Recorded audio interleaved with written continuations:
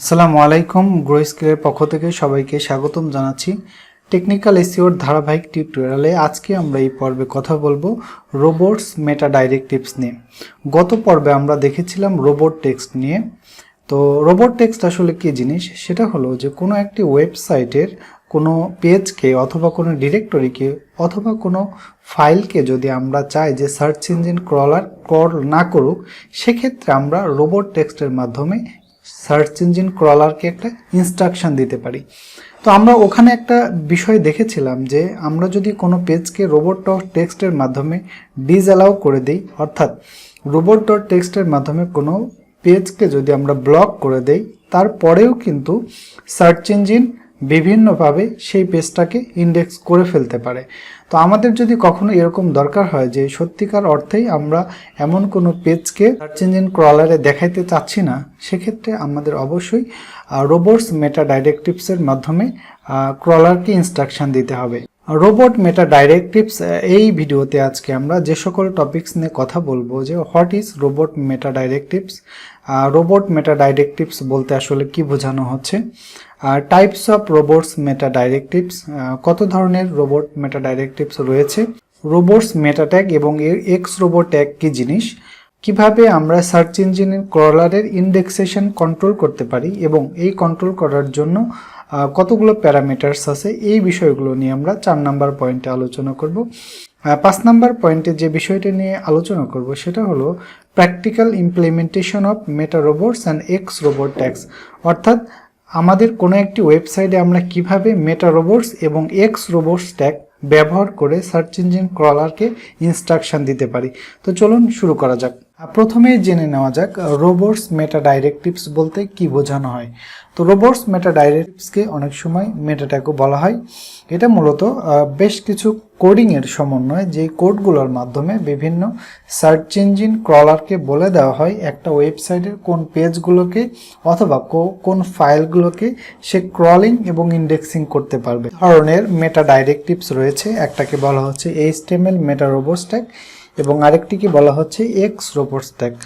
দুইটা মেটা directives tag মূলত একই ধরনের কাজ করে, বাট এই দুইটার মধ্যে ফান্ডামেন্টাল পার্থক্য হলো এরা সার্চ ইঞ্জিন ক্রলারের সাথে কিভাবে কমিউনিকেশন করে, এই দুইটার কমিউনিকেশনের জাস্ট পার্থক্য, বাট আলটিমেটলি দুইটা একই ধরনের কাজ করে। এখন আমরা কথা বলবো মেটা রোবটস ট্যাগ নিয়ে। কোনো একটা ওয়েবসাইটের কোনো একটা পেজের হেড সেকশনে মেটা ট্যাগের মাধ্যমে বিভিন্ন সার্চ ইঞ্জিন ক্রলারকে ইনস্ট্রাকশন দেওয়া হয় যে ওই ওয়েবসাইটের ওই পেজটাকে সে ক্রল করতে পারবে অথবা পারবে না, অথবা ওই পেজের কোনো এলিমেন্টগুলোকে সে ক্রল করতে পারবে অথবা পারবে না। তো প্র্যাকটিক্যালি চলুন আমরা বিষয়টা দেখে আসি। আমি এখন একটা ওয়েবসাইটের সোর্স কোডে আছি। এই সোর্স কোডের মধ্যে আমি দেখতে পাচ্ছি এখানে লেখা আছে meta name equals to robot, content equals to index follow, অর্থাৎ এই লাইনটার মাধ্যমেই মূলত সার্চ ইঞ্জিন ক্রলারকে একটা ইনস্ট্রাকশন দেওয়া হচ্ছে যে এই ওয়েবসাইটটার এই পেজটাকে বা এই পেজের কোন কোন এলিমেন্টকে সে ক্রল করতে পারবে অথবা ক্রল করতে পারবে না। তো এটাকেই বলা হচ্ছে মূলত মেটা রোবটস ট্যাগ, যেটা অবশ্যই আমাদের কোনো একটা ওয়েবসাইটের হেড সেকশনের মধ্যে রাখতে হবে। মেটা রোবটস ট্যাগের দুইটি আলাদা আলাদা প্যারামিটার রয়েছে। একটি প্যারামিটারকে বলা হচ্ছে নেম এবং আরেকটি প্যারামিটারকে বলা হচ্ছে কন্টেন্ট। নেম প্যারামিটারের মাধ্যমে মূলত আমরা রোবটটাকে সিলেক্ট করে দেই। যেমন আপনারা যখন রোবট টেক্সট দেখেছেন, ওইখানে আমরা ইউজার এজেন্টের মাধ্যমে রোবটকে সিলেক্ট করে দিচ্ছি। আমরা রোবট টেক্সটে যদি স্টার সাইন বা অ্যাস্টারিক সাইন ইউজ করতাম, তার মানে হলো যে আমরা সকল রোবটকে সিলেক্ট করেছি। বাট আমরা মেটা ট্যাগের মাধ্যমে যদি আমরা আমাদের সকল ধরনের সার্চ ইঞ্জিন ক্রলার বা রোবটকে সিলেক্ট করতে চাই, সেক্ষেত্রে আমাদেরকে লিখতে হবে রোবটস। এখন আমরা যদি চাই স্পেসিফিক্যালি নির্দিষ্ট কোনো একটি রোবটকে আমরা সিলেক্ট করতে চাই, সেক্ষেত্রেও কিন্তু আমরা সেটা মেটা রোবটস দিয়ে করতে পারবো। জাস্ট সিম্পলি হচ্ছে আমাদের নেমের মধ্যে যদি গুগল বট হয় তাহলে গুগল বট লিখতে পারেন, যদি আপনার বিং বট হয় তাহলে আমরা বিং বটের নাম বা আদার্স অন্য যত সার্চ ইঞ্জিন রোবট আছে তাদের নাম কিন্তু আমরা এখানে লিখে দিতে পারি। এরপরে যে দ্বিতীয় যে এলিমেন্টটা রয়েছে সেটা হলো কন্টেন্ট। এই কন্টেন্টের মাধ্যমে আমাদের সার্চ ইঞ্জিন ক্রলারকে বলে দিতে হবে যে এই পেজটাকে সে ক্রল এবং ইন্ডেক্স করতে পারবে কি পারবে না। যেমন দেখুন যে আমরা এখানে বলেছি নো ইন্ডেক্স, অর্থাৎ কোনো একটা পেজের হেড সেকশনে যদি এই লাইনটা থাকে তার অর্থ হলো এই পেজটাকে সার্চ ইঞ্জিন ক্রলার কিন্তু আর ইন্ডেক্স করবে না। তো এখানে যদি আমাদের কন্টেন্টের মধ্যে যদি আমরা একাধিক প্যারামিটার ইউজ করতে পারি, আর যদি একাধিক প্যারামিটার থাকে তাহলে অবশ্যই দুইটি প্যারামিটারের মাঝে একটা কমা সিম্বল দিয়ে সেপারেট করে দিতে হবে। এখন এই যে কন্টেন্ট যে প্যারামিটারসগুলো আছে আমাদের এইখানে আমরা বেশ কিছু প্যারামিটার ইউজ করতে পারি। তো কন্টেন্টের মধ্যে অ্যাকচুয়ালি ভ্যালু হিসাবে আমরা কোন কোন প্যারামিটারকে ইউজ করতে পারি তার একটা তালিকা নিচে দেওয়া হলো। ওই প্যারামিটারসগুলো নিয়ে আমরা এখন বিস্তারিত কথা বলবো। তো চলুন দেখে আসি। মেটা রোবটস ট্যাগের কন্টেন্টে আমরা যে সকল প্যারামিটার ইউজ করতে পারি তার একটা ডিটেলস তালিকা সহ এখানে দেওয়া রয়েছে। তো ফার্স্ট যে প্যারামিটারটা আমাদের রয়েছে সেটাকে বলা হচ্ছে ইন্ডেক্স। এটা মূলত একটি ডিফল্ট ভ্যালু। আমরা যদি চাই যে আমাদের কোনো পেজকে search engine crawler properly crawl করুক তাহলে আমরা ইন্ডেক্স দিতে পারি, বাট এটা দেওয়ার প্রয়োজন হবে না। কারণ হলো কোনো পেজে যদি আমরা কোনো মেটা রোবটস ট্যাগ আমরা ইউজ না করি সেক্ষেত্রে সেটা বাই ডিফল্ট হিসেবে কিন্তু ক্রলার অবশ্যই ওই পেজটাকে ইন্ডেক্স করবে। দ্বিতীয় যে প্যারামিটারসটা রয়েছে সেটাকে বলা হচ্ছে নো ইন্ডেক্স। তো আমরা যদি চাই যে আমাদের কোনো একটা পেজকে সার্চ ইঞ্জিন ক্রলার ইন্ডেক্স না করুক সেক্ষেত্রে আমরা প্যারামিটার হিসেবে এইখানে নো ইন্ডেক্স ব্যবহার করতে পারি। 3 নাম্বার যে বিষয়টা নিয়ে আমরা কথা বলবো সেটা হলো ফলো প্যারামিটারস। আমরা যদি কন্টেন্টের সাথে ভ্যালু হিসেবে ফলো প্যারামিটারস লিখে দেই এর অর্থ হলো যে আমাদের কোনো পেজ যদি ইন্ডেক্স নাও থাকে তাহলে ওই পেজের মধ্যে যতগুলো লিঙ্ক থাকবে সেই লিঙ্কগুলোকে অবশ্যই সার্চ ইঞ্জিন ক্রলার ইন্ডেক্স করবে। অর্থাৎ আমরা যদি প্রথমে বলে দেই যে নো ইন্ডেক্স কমা ফলো, তার মানে হলো ওই পেজটাকে কিন্তু সার্চ ইঞ্জিন ক্রলার ইন্ডেক্স করবে না অবশ্যই, কিন্তু ওই পেজের মধ্যে যে লিঙ্কগুলো আছে সেই লিঙ্কগুলোকে কিন্তু অবশ্যই সার্চ ইঞ্জিন ক্রলার ইন্ডেক্স করবে। পাশাপাশি ওই লিঙ্কের যে জুস পাস হয়, আপনারা জানেন যে এক পেজ থেকে ইন্টারনালি অথবা এক্সটার্নালি যদি কাউকে লিঙ্ক দেওয়া হয় সেই লিঙ্কগুলোর মাধ্যমে বিভিন্ন ওয়েবসাইটে জুস পাস হয় অথবা বলা যায় যে অথরিটি পাস হয়। তো অবশ্যই যদি আমরা ফলো ইউজ করি তাহলে অবশ্যই জুস পাস হবে বা অথরিটি পাস হবে। 4 নাম্বার যে বিষয়টা নিয়ে কথা বলবো সেটাকে বলা হচ্ছে নো ফলো।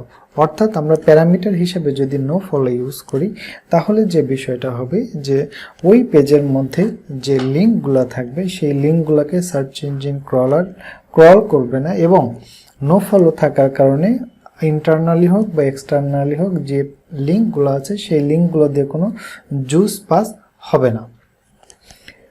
5 নাম্বার যে টপিকসটা নিয়ে আমরা কথা বলবো সেটা হলো অল। এটাও একটা ডিফল্ট ভ্যালু। যদি আমরা প্যারামিটার হিসেবে এভাবে লিখতে চাই যে ইন্ডেক্স ফলো, এর পরিবর্তে আমরা শর্টকাট হিসেবে যদি অল লিখে দিই তাহলেও হবে। তবে বেস্ট প্র্যাকটিস হলো আমরা যদি কোথাও এভাবে লিখে দিই ইন্ডেক্স ফলো, এভাবে লেখাটাই উত্তম আর কি। অল লেখাটা অতটা স্ট্যান্ডার্ড না। এরপরে যে প্যারামিটার নিয়ে কথা বলবো সেটা হলো নান। এখানে বলা হচ্ছে no index and no follow ট্যাক্সের পরিবর্তে এটা ব্যবহার করা যায়। অ্যাজ লাইক অল লিখলে আমরা যে কাজটা হবে তার ঠিক রিভার্স কাজটা হবে আমরা যদি লিখেছি নান লিখি। এরপরে যে বিষয়টা বলা হচ্ছে সেটা হলো নো আর্কাইভড। নো আর্কাইভ যদি আমরা ইউজ করি তাহলে কি হবে, do not show the saved copy links in the SERP. অর্থাৎ এটা একটু বোঝার জন্য আমাদেরকে একটু প্র্যাকটিক্যালি দেখে আসতে হবে। তো চলেন আমরা একটু প্র্যাকটিক্যালি বিষয়টা দেখে আসছি। আমি এখন গুগলে আছি। গুগলে যখন আমি কোনো একটা কিওয়ার্ড লিখে সার্চ করছি, দেখেন যে বেস্ট কিচেন র্যাক, এখানে অনেকগুলো ওয়েবসাইট দেখাচ্ছে। তো প্রত্যেকটা ওয়েবসাইটেরই কিন্তু একটা ক্যাশিং ভার্সন, অর্থাৎ গুগল কিন্তু কোনো একটা ওয়েবসাইটের বিভিন্ন সময়ে বিভিন্ন স্ক্রিনশট কালেক্ট করে রাখে। তো মানে পূর্বে ওয়েবসাইটটা দেখতে কেমন ছিল, কি কি ডাটা গুগল স্টোর করেছিল, এগুলোকে কি মূলত বলা হয় গুগল ক্যাশিং বা গুগল আর্কাইভ। আপনারা যখন কোনো কিছু সার্চ দিবেন, সার্চ দেওয়ার পরে সিম্পলি এইখানে একটা আমরা আইকন দেখতে পাবো। আমরা যদি এই আইকনের উপর ক্লিক করি তাহলে দেখতে পাচ্ছেন যে এখানে হচ্ছে ক্যাস্ট লেখা আছে। এই ক্যাস্ট এটাকেই মূলত বলা হচ্ছে যে আর্কাইভ। অর্থাৎ আমরা যদি আর এখানে ক্লিক করি, এখানে আসার পর উপরে একটি লাইন দেখতে পাচ্ছেন যে this is Google cash of, ওয়েবসাইটের লিঙ্কটা দেওয়া আছে, is a snapshot of the page, it appeared on, এখানে কিন্তু ডেট টাইম সব দেওয়া আছে। অর্থাৎ গুগল কখন এই পেজকে একটা ক্যাশ করে রেখেছে অথবা এই পেজের একটা সে স্ন্যাপশট রেখেছে। তো আমরা যদি চাই যে আমাদের পেজের গুগল এইভাবে স্ন্যাপশট না নিয়ে রাখুক, সেক্ষেত্রে আমরা মূলত আমরা যে প্যারামিটার নিয়ে কথা বলছিলাম ওই প্যারামিটারের মাধ্যমে কিন্তু এই বিষয়টাকে হ্যান্ডেল করতে পারি। এবার আমরা কথা বলবো নো স্নিপেট নিয়ে। আমরা যদি এসইআরপিতে অর্থাৎ সার্চ ইঞ্জিন রেজাল্ট পেজে আমরা কোনো ওয়েবসাইটের যদি স্নিপেটগুলোকে না দেখাইতে চাই, অর্থাৎ মেটা ডেসক্রিপশন হতে পারে, সেটা সাইট লিঙ্ক হতে পারে অথবা টাইটেল হতে পারে, এই বিষয়গুলোকে যদি আমরা আমাদের সার্চ ইঞ্জিন এসইআরপি রেজাল্টে না দেখাতে চাই, সেক্ষেত্রে আমাদের লিখতে হবে হচ্ছে নো স্নিপেট। এরপরে যে বিষয়টা নিয়ে আলোচনা করব তাকে বলা হচ্ছে যে নো ট্রান্সলেট। অর্থাৎ আমরা যদি চাই যে ওই পেজটা গুগল ট্রান্সলেটের জন্য এনেবল হবে না, সেক্ষেত্রে আমরা ইউজ করতে পারি নো ট্রান্সলেট। এরপরে যে বিষয়টা নিয়ে কথা বলবো সেটাকে বলা হচ্ছে নো ইমেজ ইন্ডেক্স। আমরা যদি চাই যে কোনো একটা পেজের যতগুলো ইমেজ আছে ইমেজগুলোকে সার্চ ইঞ্জিন ক্রল না করুক, সেক্ষেত্রে আমরা নো ইমেজ ইন্ডেক্স এই প্যারামিটারটা ব্যবহার করতে পারি। এরপরে যে প্যারামিটারটা নিয়ে কথা বলবো তাকে বলা হচ্ছে যে আনঅ্যাভেলেবল আফটার। আমরা যদি চাই যে একটা নির্দিষ্ট সময়ের পর আমাদের এই পেজটা এসইআরপি রেজাল্টে অর্থাৎ গুগল সার্চ রেজাল্টে দেখা না যাক, সেক্ষেত্রে আমরা এই আনঅ্যাভেলেবল আফটার এই প্যারামিটারটা ইউজ করতে পারি। তো কিভাবে ইউজ করব? খুবই সিম্পল। ফার্স্ট এখানে নেমের মাধ্যমে আমরা রোবটকে সিলেক্ট করে নিব এবং কন্টেন্টের মধ্যে লিখে দেব আনঅ্যাভেলেবল আফটার। আপনাকে এখানে ডেট দেওয়া লাগবে যে আপনি কোন ডেটের পরে মূলত এটাকে আর দেখাইতে চান না। তবে এইখানে আমরা শুধু কিন্তু যে ফরম্যাটে দিয়েছি এর সাথে আপনি নির্দিষ্ট সময়কেও উল্লেখ করে দেওয়া যেতে পারে। এরপরে যে বিষয়টা রয়েছে সেটা নিয়ে আমরা আলোচনা করব, তাকে বলা হচ্ছে ম্যাক্স স্নিপেট। ম্যাক্স স্নিপেটটা আসলে কি?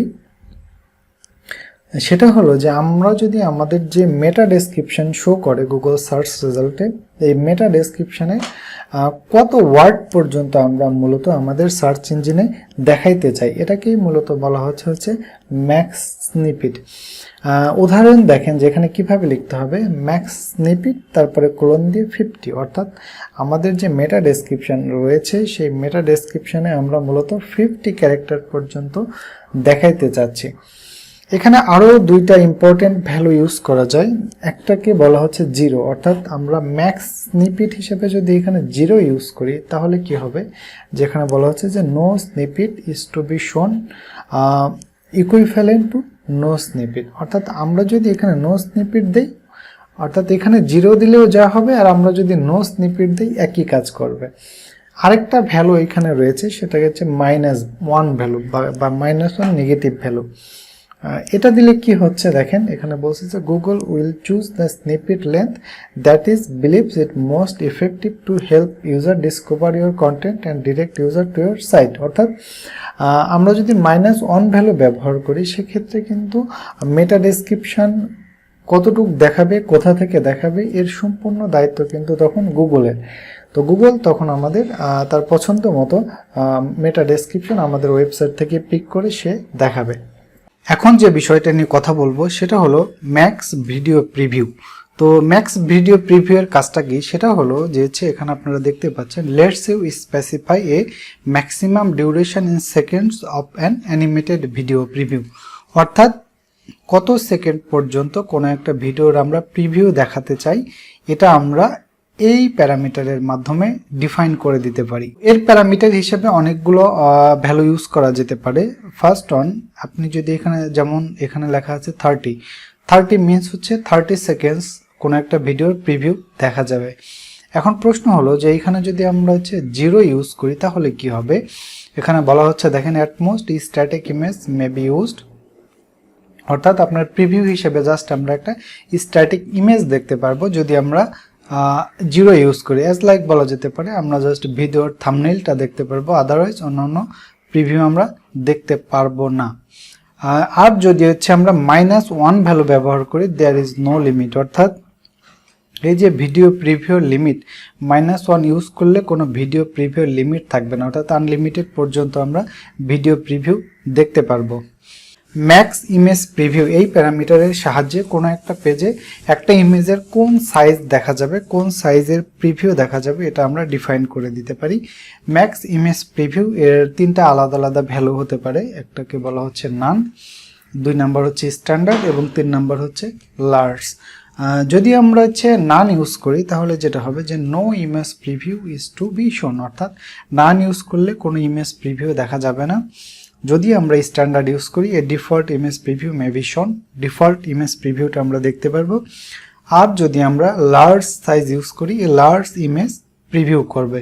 Up to the with of the viewport May be shown, অর্থাৎ ভিউপোর্ট বলতে বোঝাচ্ছে যে আমরা যে ডিভাইসটাতে থাকবো সেই ডিভাইসে যতটুকু অংশ ভিজিবল, সেই ভিজিবল অংশটুকুতেই মূলত আমাদের এই ইমেজটা শো করবে। তো এটাই ছিল মোটামুটি আমাদের ইন্ডেক্সেশন কন্ট্রোলিং প্যারামিটার্স।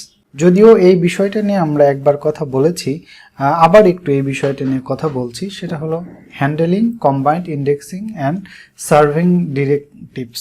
অর্থাৎ আমরা এখানে কয়েকটা বিষয় রয়েছে, যদি আমাদের মাল্টিপলস কোনো প্যারামিটার্স ইউজ করতে চাই সেক্ষেত্রে আমাদের কমা দিয়ে ইউজ করতে হবে। আর 2 নম্বর যে বিষয়টা, যে আমরা যদি স্পেসিফিক কোনো ক্রলারকে সিলেক্ট করতে চাই সেক্ষেত্রেও আমরা এই পদ্ধতিতে সিলেক্ট করতে পারবো। এবং এইখানে আরেকটি বিষয়, সেটা হলো আমরা একই পেজের মধ্যে কিন্তু মাল্টিপলস মেটা ট্যাগ ইউজ করতে পারবো। অর্থাৎ এইখানে দেখুন আমরা যে দুইটার কথা বলা হচ্ছে, যে হচ্ছে আমাদের রোবটস দিয়ে যখন আমরা কাজ করব, অর্থাৎ আমাদের যত ধরনের সার্চ ইঞ্জিন রোবটস আছে সবগুলোই কি হবে, নো ফলো হবে। বাট আমরা এইখানে দেখেন যে গুগল বটকে শুধু সিলেক্ট করার পরে বলে দিচ্ছে কি নো ইন্ডেক্স, অর্থাৎ আপনার পেজের কাজকর্মের উদ্দেশ্যের উপর বেজ করে কিন্তু আমরা একই পেজে মাল্টিপল মেটা ট্যাগস ইউজ করতে পারবো, কোনো প্রবলেম নাই। এখন আমরা যে বিষয়টা নিয়ে কথা বলবো, যে এই তো রোবট ট্যাগ সম্বন্ধে আমরা বিস্তারিত জানলাম। এখন আমাদের ওয়েবসাইটে যদি আমরা রোবট ট্যাগসটা ইমপ্লিমেন্ট করতে চাই তাহলে কিভাবে আমরা ইমপ্লিমেন্ট করব। যদি কোনো স্ট্যাটিক ওয়েবসাইট হয় তাহলে সেখানে আমরা খুব সহজেই যে কোনো পেজের বা যে কোনো পোস্টের সোর্স কোডে গিয়ে সেই সোর্স কোডের হেড সেকশনের মধ্যে মেটা ট্যাগটাকে প্লেস করার মাধ্যমে কিন্তু কাজ করতে পারি। বাট আমরা যদি কোনো ডাইনামিক সাইট হয় বা কোনো সিএমএস হয়, অ্যাজ লাইক যেহেতু এখন ম্যাক্সিমাম ওয়েবসাইট ওয়ার্ডপ্রেস দিয়ে বানানো, তো ওয়ার্ডপ্রেসের ক্ষেত্রে আসলে আমরা মেটা রোবটস ট্যাগ কীভাবে আমরা ব্যবহার করতে পারি। 2টা ওয়ার্ডপ্রেস প্লাগইনের সাহায্যে খুব সহজেই এই কাজটা করা যায়। একটাকে বলা হচ্ছে ইউজড এসইও প্লাগইনস এবং আরেকটাকে বলা হচ্ছে মেটা ট্যাগস ম্যানেজার। এই 2টা প্লাগইনের মাধ্যমে আমরা খুব সহজেই এই কাজগুলো করতে পারবো। তো চলুন আমরা প্র্যাকটিক্যালি কাজটা দেখে আসি। এই ওয়েবসাইটটাতে ইউজড এসইও প্লাগইন সেটআপ করা আছে। আমরা এখন একটা পোস্টের এডিট অপশনে আছি। আমরা যদি কোনো একটা পোস্টের নিচের দিকে যাই তাহলে হচ্ছে ইউজড এসইও অপশন দেখতে পারবো। এই ইউজড এসইও অপশন থেকে একটা অ্যাডভান্স সেকশন আছে। এই অ্যাডভান্স সেকশন থেকেই মূলত কোনো একটা নির্দিষ্ট পোস্টের জন্য অথবা নির্দিষ্ট পেজের জন্য কিন্তু আমরা মেটা রোবটস ট্যাগ সেট আপ করতে পারি। তো এখানে দেখতে পাচ্ছেন যে এখানে অপশন আছে allow search engine to show the post in search result, অর্থাৎ আমরা যদি এই পোস্টটাকে সার্চ রেজাল্টে দেখাইতে চাই তাহলে হচ্ছে ইয়েস, আর যদি না দেখাইতে চাই তাহলে নো। তো তারপরে এখানে আরও কিছু অপশনস পাবেন। Should search engine follow the links on the page, অর্থাৎ আমাদের সার্চ ইঞ্জিন কি এই পেজের সময় কি ফলো করবে কি করবেন, এই অপশনসগুলো আছে। এখানে অ্যাডভান্স অপশন থেকে আরও কিছু যেগুলো আমরা অলরেডি দেখে আসছি, no image index, no archive, no snippet, এই অপশনসগুলোর মাধ্যমে কিন্তু আমরা এগুলো খুব সহজেই মেটাটাকে কন্ট্রোল করতে পারি। তো প্রথমে চলুন আমরা একটা কাজ করি, যে এটা ডিফল্ট হিসেবে যা ছিল সেটাই আপাতত রাখছি। প্রথমে কি ছিল, যে কারেন্ট ডিফল্ট ফর পোস্ট, তার মানে কি যে আপাতত এই পোস্টটাকে সার্চ ইঞ্জিনের জন্য ফলো করা আছে এবং এটাকেও কিন্তু ফলো করা আছে। এখন এই পোস্টের যদি আমরা সোর্স কোড দেখি, তো চলুন আমরা এই পোস্টটার সোর্স কোড দেখে আসি। সোর্স কোডে কি আছে দেখুন, আমাদের এখানে খুঁজে বের করতে হবে যে রোবটসটা কোথায় রয়েছে। আমরা একটু কন্ট্রোল F দিয়ে সার্চ করি। এখানে দেখতে পাচ্ছেন এখানে আছে হচ্ছে ইন্ডেক্স ফলো, অর্থাৎ ইন্ডেক্স ফলো এটা রয়েছে। কারণ হলো ইন্ডেক্সটা কোথা থেকে এসেছে, ইন্ডেক্সটা এসেছে হচ্ছে এখান থেকে যে ইয়েস ডিফল্ট ফর পোস্ট। এখন দেখেন আমি যদি এটা নো দেই এবং এটাকেও নো দেই, দেওয়ার পরে যদি আমি এটাকে সেভ দেই, সেভ দেওয়ার পরে আমি আবার হচ্ছে এই পোস্টের সোর্স কোডটা দেখব। তো এবার যদি আমি এই সোর্স কোডটা আবার রিলোড দেই, এবার দেখুন কি লেখা আছে যে আমাদের এবার দেখেন লেখা আছে নো ইন্ডেক্স নো ফলো। তাহলে কি আমরা ইয়োস্ট এসইও প্লাগইনটার সাহায্যে খুব সহজে স্পেসিফিক কোনো একটা পোস্টের ক্ষেত্রে সিমিলার কাজটা বিভিন্ন পেজের ক্ষেত্রেও কিন্তু আমরা করতে পারবো, বা আমাদের ওয়েবসাইটে যদি আরও আদার্স কোনো পেজ টাইপ থাকে সেগুলোর ক্ষেত্রেও কিন্তু আমরা এই মেটা রোবটস ট্যাগগুলোকে ইয়োস্ট এসইওর মাধ্যমে করতে পারবো। মেটা ট্যাগ ম্যানেজারের সাহায্যে আমরা কোনো একটা ওয়েবসাইটের পোস্ট পেজ সহ অন্যান্য পেজ ফরম্যাটকে কিভাবে মেটা রোবটস ট্যাগ দিয়ে ইমপ্লিমেন্টেশন করতে পারি চলুন দেখে আসি। তো আমরা অলরেডি হচ্ছে মেটা ট্যাগ ম্যানেজার এই প্লাগইনটা সেট আপ করেছি। এই প্লাগইনটা সেট আপ থাকার পরে আমাদের যেতে হবে সে সেটিংয়ে যাওয়ার পরে আমরা এখানে দেখতে পাচ্ছেন যে হচ্ছে মেটা ট্যাগ ম্যানেজার নামে একটা অপশনস পাওয়া যাবে। তো আমি যদি মেটা ট্যাগ ম্যানেজার অপশনে চলে যাই, এরপরে হলো আমাদের এখানে নতুন একটা তৈরি করতে হবে যে আমরা কার ক্ষেত্রে আসলে কি ধরনের মেটা ট্যাগসের অপশনগুলো চাচ্ছি। তো চলুন আমরা একটা তৈরি করে দেখাচ্ছি। প্রথমে আমাদের ক্লিক করতে হবে অ্যাড মেটা ট্যাগে। এবার হলো যে ট্যাগ টাইপ, আমাদের ট্যাগ টাইপটা কি হবে, অবশ্যই নেম, এবং হচ্ছে নেমের ভ্যালু আমরা জানি কি যে নেমের ভ্যালু আমরা কি দেই যে আমরা রোবট দিতে হবে, অথবা হচ্ছে আমরা নির্দিষ্ট কোনো যদি আমাদের সার্চ ইঞ্জিন ক্রলার থাকে তাহলে আমরা সেই ক্রলারের নামও দিয়ে দিতে পারি। তো আপাতত আমরা রোবটস। এরপরে হলো কন্টেন্ট অ্যাট্রিবিউট। কন্টেন্ট অ্যাট্রিবিউট বলতে বোঝানো হচ্ছে যে এই আপনারা দেখেছেন যে আমরা এই কন্টেন্টের অনেকগুলো প্যারামিটার ইউজ করতে পারি কন্টেন্ট অ্যাট্রিবিউটের। তো কি কি প্যারামিটার সেখানে দেওয়া যায়, ধরেন আমরা দিলাম হচ্ছে নো ইন্ডেক্স দিলাম, দেখুন এখানে অটোমেটিক্যালি নো ইন্ডেক্সটা প্লেস হয়ে গেছে। এখন এই যে আমরা নো ইন্ডেক্সটা দিলাম, এই নো ইন্ডেক্সটা কার ক্ষেত্রে কাজ করবে, এখানে অনেকগুলো অপশনস আছে যে আপনি পোস্টের ক্ষেত্রে, পেজের ক্ষেত্রে, মিডিয়ার ক্ষেত্রে, টেমপ্লেটস, প্রোডাক্টস, এরকম অসংখ্য বিষয়পত্র আছে, ট্যাগের ক্ষেত্রে, ক্যাটাগরিজের ক্ষেত্রে। তবে এই প্লাগইনসটার একটা অসুবিধা হলো যে আমরা যদি চাই যে নির্দিষ্ট কোনো পেজকে শুধু মেটা রোবটসের মাধ্যমে নো ইন্ডেক্স বা অন্য কাজ করব, সেক্ষেত্রে কিন্তু সম্ভব না। এটা দিয়ে শুধুমাত্র ওই সমস্ত, অর্থাৎ আপনি যদি পোস্ট সিলেক্ট করেন তাহলে সমস্ত পোস্টের ক্ষেত্রে কিন্তু অটোমেটিক্যালি এটা প্লেস হয়ে যাবে আর কি। হ্যাঁ, আমরা যদি পেজ সিলেক্ট করি তাহলে সমস্ত পেজের ক্ষেত্রে এটা সিলেক্ট হয়ে যাবে, বাট এইটা দিয়ে কিন্তু ইন্ডিভিজুয়ালি আমরা যেটা ইয়োস্ট এসইওতে করেছি যে স্পেসিফিক পেজ বা স্পেসিফিক পোস্টের ক্ষেত্রে যেটা করা যায় সেটা কিন্তু এই প্লাগইনটা দিয়ে করা যাবে না। যাই হোক, আমরা যদি চাই যে আমাদের সমস্ত পোস্টগুলো সার্চ ইঞ্জিন থেকে নো ইন্ডেক্স হয়ে যাক, তাহলে পোস্টটা দিয়ে আমরা এখানে জাস্ট সেভ চেঞ্জ দিয়ে দিতে হবে। সেভ চেঞ্জ দিলেই আমাদের কাজ শেষ। তখন যখনই আমরা কোনো একটাকে পোস্টকে দেখব, আমরা দেখব তার সাথে অটোমেটিক্যালি নো ইন্ডেক্সটা অ্যাড হয়ে গেছে। একটি বিষয় আমাদের অবশ্যই চেক করতে হবে যে আমরা যে এইখানে আমাদের সকল পোস্ট টাইপের জন্য আমরা যে নো ইন্ডেক্সটা ব্যবহার করলাম, অ্যাকচুয়ালি কি আমাদের সকল পোস্টের ক্ষেত্রে নো ইন্ডেক্সটা কাজ করেছে। চলুন আমরা একটু টেস্ট করে দেখে আসি। আমি এইখানে একটা বাই ডিফল্ট যে পোস্টটা থাকে সেই পোস্টটাতে আছি, হ্যালো ওয়ার্ল্ড। আমি যদি এই পোস্টার সোর্স কোড দেখি তাহলে এখন এখানে দেখুন যে লেখা আছে যে meta name equal to robots, content equal to no index. অর্থাৎ দেখুন যে এই প্লাগইনটার মাধ্যমে আমরা সকল পোস্টকে খুব সহজেই নো ইন্ডেক্স করে ফেলতে পারলাম। এখন আমরা কথা বলবো এক্স রোবটস ট্যাগ নিয়ে। এক্স রোবটস ট্যাগ এবং মেটা রোবটস ট্যাগের কাজ মোটামুটি একই ধরনের, বাট এক্স রোবটস ট্যাগ দিয়ে আরও বেশ কিছু সুবিধা করা যায়। আর আরেকটি বিষয় হলো এক্স রোবটস ট্যাগ এবং মেটা ট্যাগের ডিক্লারেশনের দুটো পজিশন ভিন্ন।